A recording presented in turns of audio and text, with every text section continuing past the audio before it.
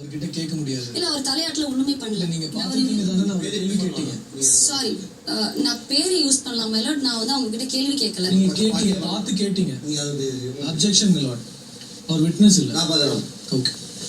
இப்போ வந்து அவங்க அந்த பக்கமே பார்க்க கூடாதுன்றீங்களா? கேட்டு அவங்க தலையாட்டினா நீங்க எதை சொல்றீங்களா? அதனால நீங்க மட்டும் கேளுங்க. சரி, ஓகே மைலாட், சாரி. ஓகே. அவங்களும் ஸோ என்னோட பெட்டிஷனருக்காக விளையாடிட்டு இருந்த மணிகண்டன் அவர்களும் அங்கே கோல் பக்கத்தில் இருந்ததில்லை. அவங்களும் அங்கே போயிருக்காங்க.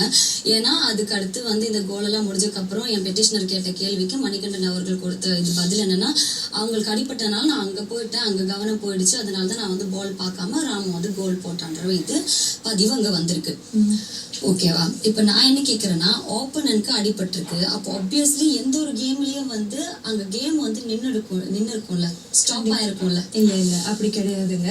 ஏன்னா அவங்க அடிபட்டு இருக்குன்னு சும்மா ஒரு இது பண்ணிட்டு ஸ்ட்ராட்டஜியா யூஸ் பண்ணி அவங்க இல்ல அப்படின்னு சொல்லி மறுபடியும் கேமை சேஞ்ச் பண்ணிருக்கலாம். சோ அதனால உறுதி பண்ணாம, அதுதான் மறுபடியும் சொல்றேன், உறுதி பண்ணாம எதுவுமே இது பண்ண முடியாது. சோ என்ன ஆயிருக்குன்னா, நான் மறுபடியும் சொல்றேன், அவ காலை புடிச்சிட்டு அவங்க வந்து காலை புடிச்சிட்டு நிக்கும் போது நான் பார்த்துட்டு சரி கால இதுதானே தட்டி தானே போயிருக்குன்னு சொல்லிட்டு தான் நான் இங்க பாக்குறேன். அதுக்குள்ளதான் ராம் வந்து அவங்க பால் எடுத்துட்டு போய் அவங்க கோல் போட்டாங்க. சோ இங்க என்ன நடக்குதுன்னா, மணி அப்படிங்கிறவங்க வந்து முன்னாடி போறதுதான் தவறுனா அப்போ நீங்க அவரை தான் கேட்கணும்.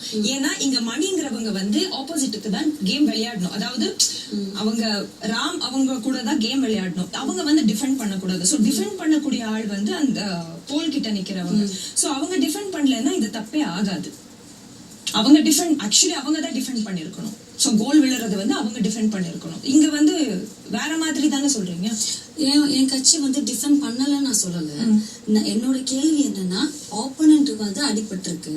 ஸோ ஒப்வியஸ்லி வந்து அந்த கேமோட கொஞ்சம் செதறி இருக்கு. அந்த கேம் கவனம் செதறி இருக்கு, எல்லாருக்கும் கவனம் செதறி இருக்கு. ஒப்வியஸ்லி வந்து என்னோட பெட்டிஷனருக்கும் கவனம் செதறிருக்குன்னு சொல்றதே வந்து இங்க கொஞ்சம் தவறுன்னு நான் சொல்றேன். கவனம் செதறக்கூடாதுங்கிறத நான் என்னோட ஒரு கருத்து. ஏன்னா இங்க வந்து அவங்க ரொம்ப அடிபட்டு விழுந்தது வந்து கோல் ஆனதுக்கு அப்புறம் தான். ஒரே டைம்ல தான்